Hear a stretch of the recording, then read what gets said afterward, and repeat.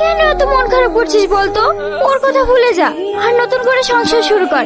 তুই অনেক সুখী হবি। মৌলানা সাহেব চলে এসছে। আমি সাথীকে নিয়ে আসছি। বিয়ে পড়ানো শুরু করেন। আজলামপুর নিবাসী মোহাম্মদ রাকেশ শেখ 10,001 টাকা দেন মোহরের পরিবর্তে।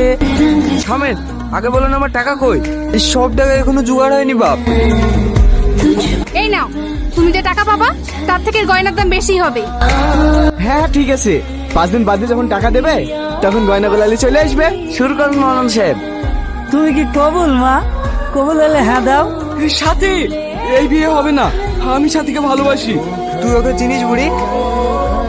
তোর 10 লাখ টাকা মনে হয় এবার জ্ঞান দেবো। চল হাট, বেড়া এখান থেকে। আমি তোকে ভালোবাসি রোজ।